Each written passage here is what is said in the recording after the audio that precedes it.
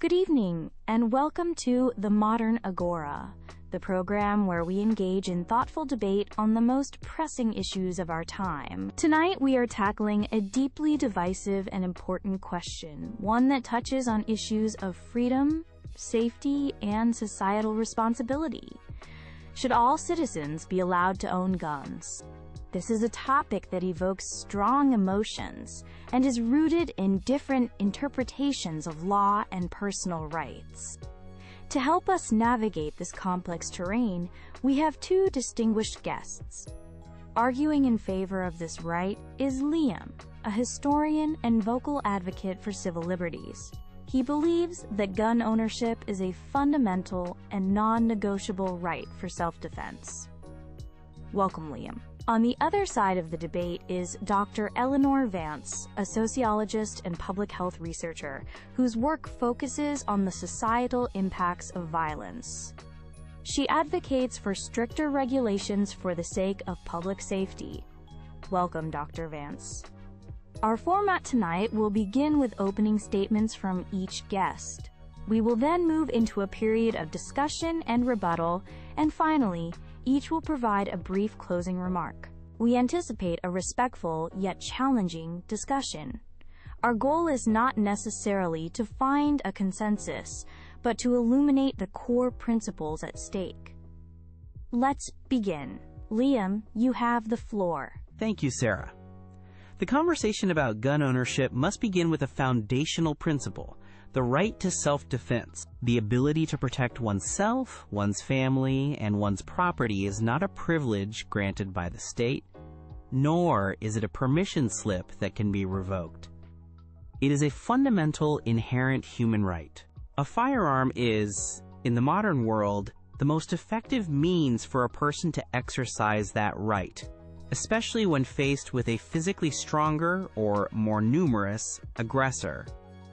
Furthermore, an armed citizenry serves as a powerful deterrent to crime. Criminals, by their very nature, do not follow laws. They prey on the vulnerable and seek easy targets. The uncertainty of whether a potential victim is armed can, and does, prevent countless crimes before they even start. A sign on a door that reads, "This home is protected," is one thing. The credible possibility of that protection is another entirely. Opponents of gun ownership often make a critical error. They blame the tool, not the individual who misuses it. This is a profound logical fallacy. We don't advocate for banning cars because of drunk drivers. We rightly punish the drivers who make the irresponsible choice to drive while intoxicated. We don't ban kitchen knives because they can be used in an assault. We hold the assailant accountable. The same principle must apply to firearms. The focus of our legal system should be on identifying and punishing criminals, not on restricting the rights of millions of law-abiding citizens who have never and will never misuse their firearms. The vast majority of gun owners are among the most responsible people in our society. They undergo training, practice safe storage, and understand the profound responsibility that comes with ownership. To penalize them for the wicked actions of a violent few is not only unjust, it is counterproductive.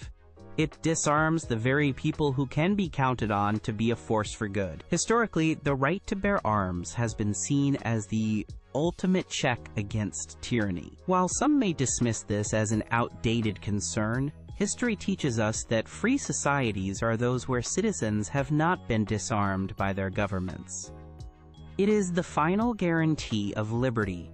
Therefore, the right to own guns is not merely a policy choice. It is an essential component of a free and safe society, where individuals are empowered to be the first line of defense for themselves and their communities. Thank you, Sarah. While I respect Liam's perspective on individual rights, I believe it is essential that we approach this issue from a different, and I would argue more comprehensive standpoint: that of public health. When we have a phenomenon that results in tens of thousands of deaths and injuries each year, we have a professional and moral obligation to treat it as a public health crisis.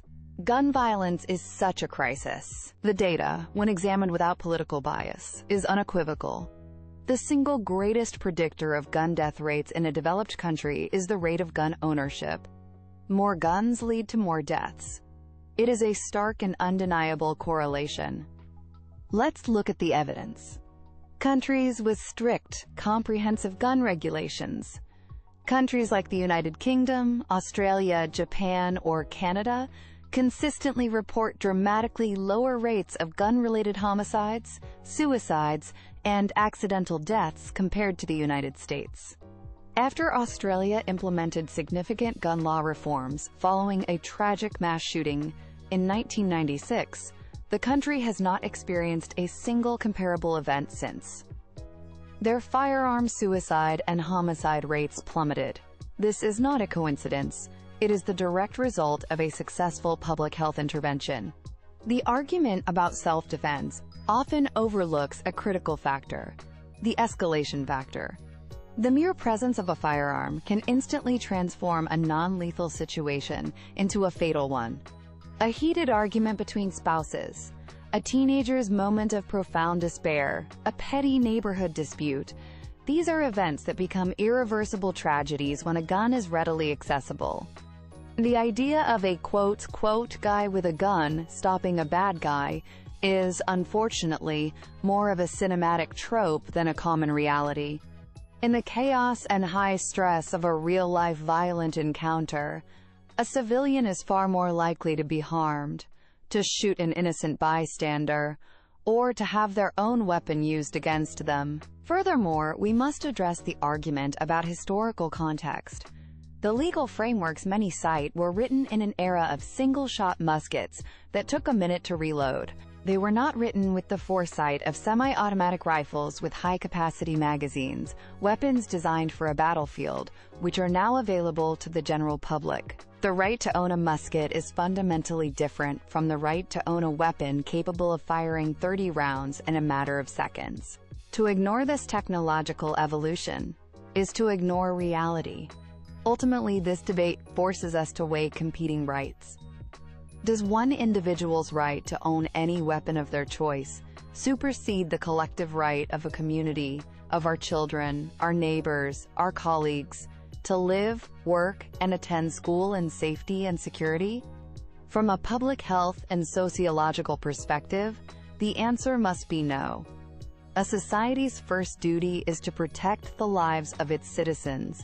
Thank you both for those clear and compelling opening statements. Liam, let me begin the discussion with you. Dr. Vance has presented some powerful statistics, suggesting a strong, direct correlation between higher rates of gun ownership and higher rates of gun violence. She points to countries like Australia and the UK as models.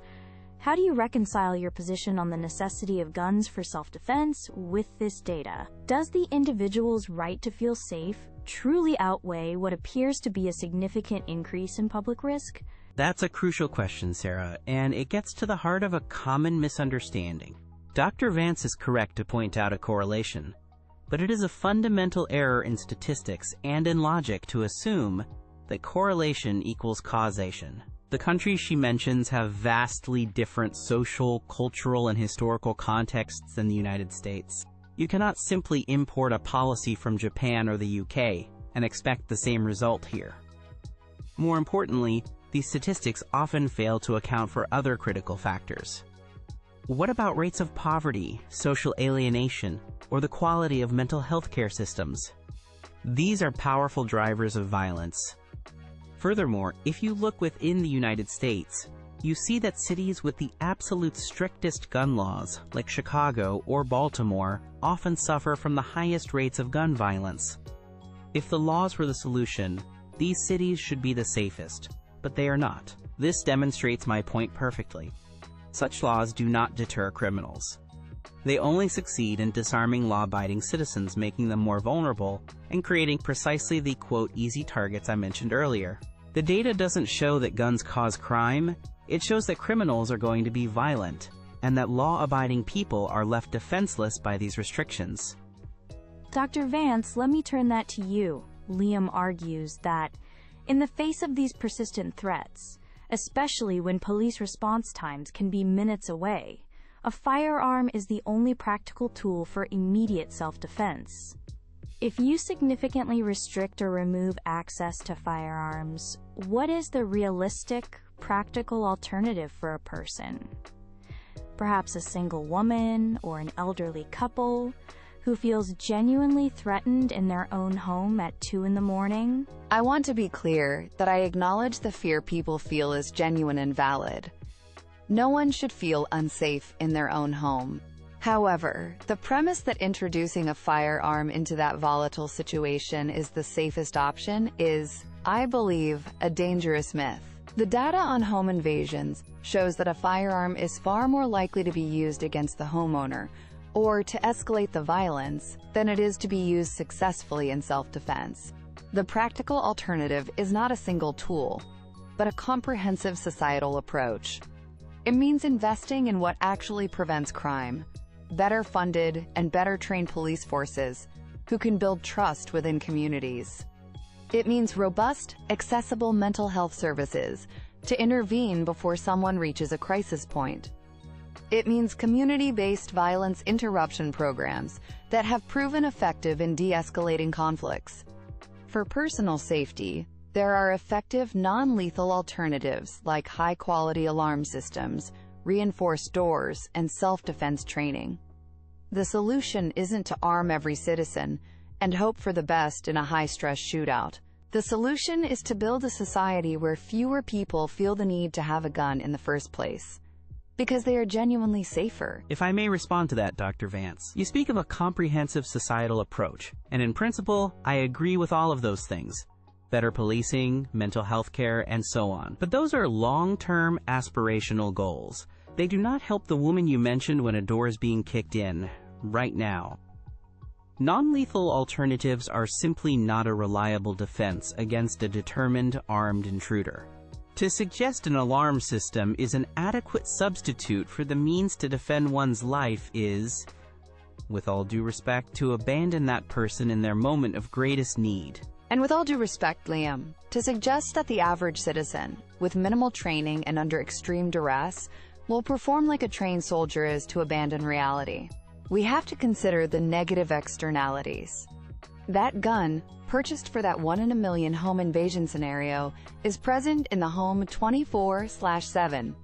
It is statistically more likely to be involved in a tragic accident involving a child, a domestic violence incident, or a suicide than it is to be used to stop a criminal. We are trading a statistically probable tragedy for a statistically improbable moment of heroism.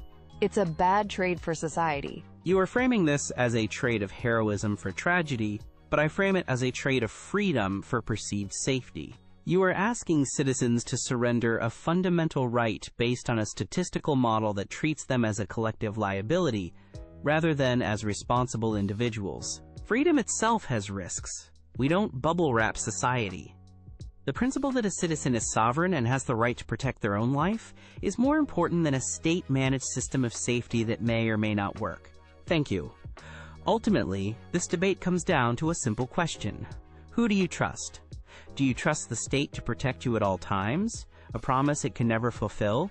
Or do you trust free, law-abiding citizens to be responsible for their own safety? Denying good people the effective means to defend themselves does not eliminate danger. It simply creates a monopoly on force for those who wish to do harm. The right to own a gun is a final essential guarantee of personal liberty. It is a right we must not surrender for a false and fragile sense of security. A right does not exist in a vacuum. It must be balanced against the rights of others, including the most fundamental right of all, the right to life. The evidence is overwhelming that the proliferation of firearms, particularly weapons of war, has made our society demonstrably less safe. We have a choice. We can cling to an absolutist interpretation of rights that ignores the immense suffering it causes. Or we can embrace a future where our children can go to school and our communities can thrive, free from the constant threat of gun violence. We must choose safety. We must choose life. And with that, we must conclude our discussion. My sincere thanks to both Liam and Dr. Eleanor Vance for their articulate, passionate, and deeply thoughtful arguments. The debate over gun ownership forces us to confront the profound and difficult tension between individual liberty and collective well-being, between personal security and public health. There are no easy answers here. We hope this discussion has provided clarity on the core principles at stake and encourages you to consider where you stand on this critical issue. Thank you for joining us on The Modern Agora.